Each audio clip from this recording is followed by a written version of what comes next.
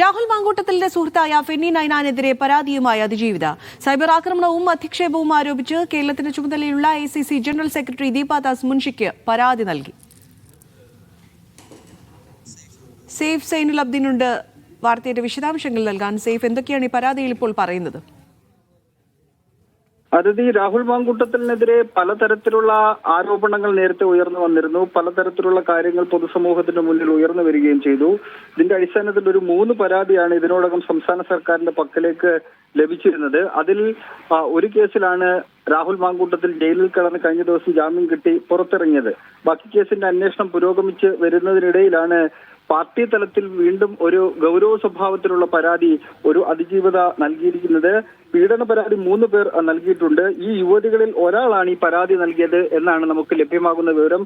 അതാരാണ് എന്ന് നമുക്ക് മെയിൽ നോക്കിയിട്ടും മനസ്സിലാകുന്നില്ല. ഇമെയിൽ മുഖേനയാണ് ആ പരാതി അയച്ചിരിക്കുന്നത്. അതിൽ പറയുന്ന ഏറ്റവും പ്രധാനപ്പെട്ട കാര്യം പലതരത്തിലുള്ള ഭീഷണി ഫെനി നൈനാനുമായി ബന്ധപ്പെട്ട് ഉണ്ടാകുന്നുണ്ട്.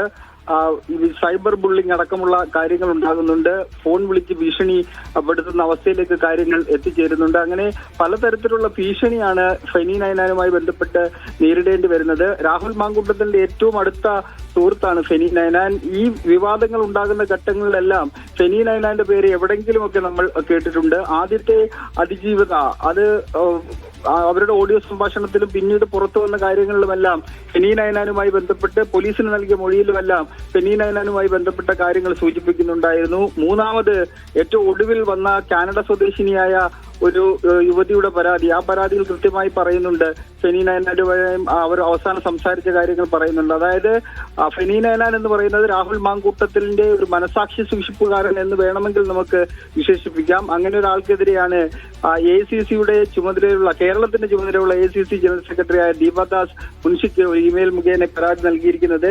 അത് ഗൗരവത്തിലെടുക്കാതെ മുന്നോട്ട് പോകാൻ കഴിയില്ല. കാരണം അതിജീവിതയാണ് കോൺഗ്രസിന്റെ പ്രധാനപ്പെട്ട കേരളത്തിന്റെ ചുമതലയുള്ള ആൾക്ക് രേഖാമൂലം പരാതി നൽകിയിരിക്കുന്നത്. സ്വാഭാവികമായിട്ടും അത് പരിശോധിച്ച് അതിന്റെ തുടർ നടപടികൾ ഉണ്ടാകും എന്ന് തന്നെയാണ് നമുക്ക് ലഭിക്കുന്ന വിവരം. ആരതി.